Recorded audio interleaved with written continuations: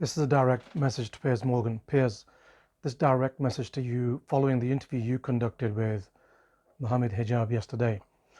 MohammadHijaab requested at the beginning that you conduct the interview fairly, and you reassured him that you would do that. The entire civilized world in the West has gone absolutely mad and has lost its sense of balance, morality, and justice, including yourself. The single thing that you were interested in during the interview was to repeatedly ask MohammadHijaab if he condemned the killings in Israel. After eventually doing so, he asked you if you would condemn the crimes committed by the Israeli state. Your response to that was, what you condemn is the killing of innocent civilians, the beheading of children when you know this was all fake, and the taking of prisoners by Hamas. That was your condemnation.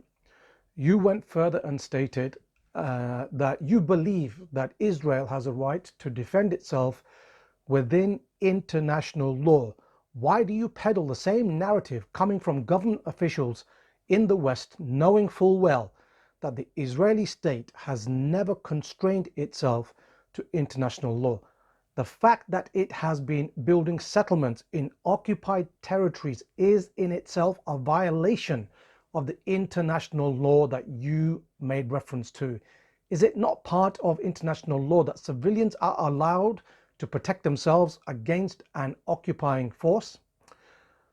Of course, no one in the West cares about that actually, because all the civilians in Iraq and Afghanistan that were killed by US and UK forces were killed whilst trying to defend themselves against an occupying force. So why, when the US, UK and EU forces flagrantly abandon all international convention, would then the Israelis then seek to contain and restrict their attacks within the Geneva Convention? You then spoke about proportionality, and you said that you do not know what is disproportionate. Yet, almost within the same breath, as I've mentioned, you spoke of Israel defending itself within international law. Should that not have been your benchmark and your measure for disproportionality? Israeli forces reducing Gaza to rubble, denying the Muslims in Gaza food, water, fuel, etc. You can't decide if that's disproportionate. When the Israelis give the people of northern Gaza 24 hours to flee from their lives, knowing full well that was insufficient time, given the evacuation corridor set by the Israelis as safe routes, were going to create bottlenecks, congestion and mass hysteria as people try to flee. Do you not consider that as disproportionate? When the Israelis bombed a vehicle in the evacuation corridor which was full of women and children, killing all of them, is that not disproportionate? And that was verified by the BBC. When the Israelis bombed the Rafah crossing after Blinken and Sisi had talked about opening the Rafah crossing, was that not disproportionate? If you have an iota of intelligence, can you not see that the Israelis are intentionally targeting civilians, women and children, and you and the West have the audacity to ask what we as Muslims say about the killing of women and children? What is disproportionate, Piers, is this: when for the last 75 years under Israeli rule and decades prior to that under British mandate, Muslims and Christians in the Palestinian territories have been expelled from their homes, serially killed, children detained for nothing more than warding off with stones gun and tank attacks by the IDF and Israeli settlers.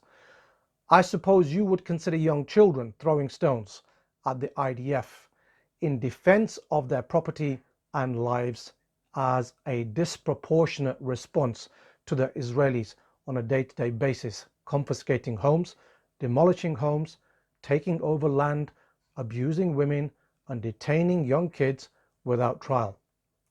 You said that you would be fair and balanced. The truth of the matter is this: if you had a little bit of courage, you would not have feared losing your job or your status by criticizing the Israelis, because that is all you needed to do. One last point that I would like to make to you.